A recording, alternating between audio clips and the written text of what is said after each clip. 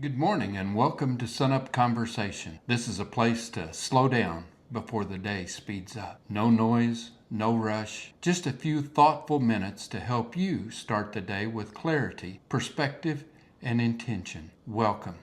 I'm glad you're joining us.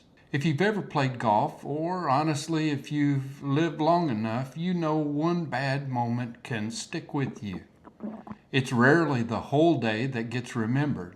It's the one comment that landed wrong. The one decision you wish you'd made differently. The one shot that didn't go where you aimed. Funny thing is, that moment might only last a few seconds, but we let it take up a lot more brain space than that. And early in the morning, when everything is quiet and the day is still unwritten, it's worth deciding what we're going to carry with us and what we're going to leave behind. In golf, a bad shot feels bigger than it really is. You know the feeling. You step up, you have a plan, and then just like that, the ball slices. It hooks or shanks somewhere it shouldn't. And even if the next hole is perfect, even if the course is perfect, your mind keeps replaying that one swing. But here's the truth, most golfers eventually learn. One bad shot doesn't ruin a round unless you let it. The scorecard doesn't care how frustrated you were. The next shot doesn't know what happened on the last one.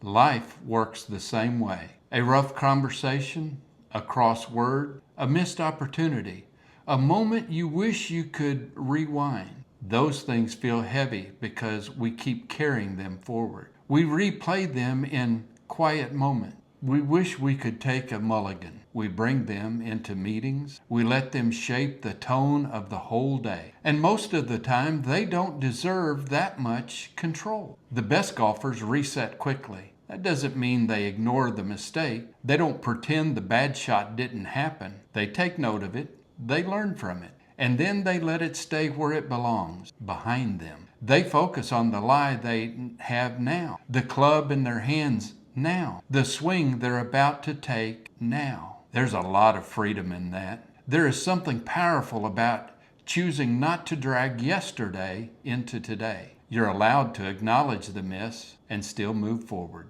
You're allowed to say, that didn't go how I hoped, without letting it define everything that comes next. This is especially important in our morning because the way we start the day sets the rhythm for everything else. If the first thing we do is replay what went wrong, we are already swinging tight. But if you take a breath, if you remind yourself that today has its own fairway, its own chances, its own shots, you give yourself room to play freely again. Some days won't be perfect rounds, and that's okay. But they don't have to be ruined. So if something didn't go your way yesterday, or even earlier this morning, don't let it follow you all day. You don't have to carry it into every conversation. You don't have to let it shape your mood. You don't have to replay it over and over and over. There's another shot waiting, another moment to reset, another chance to choose calm over frustration, intention over reaction. And this choice is one that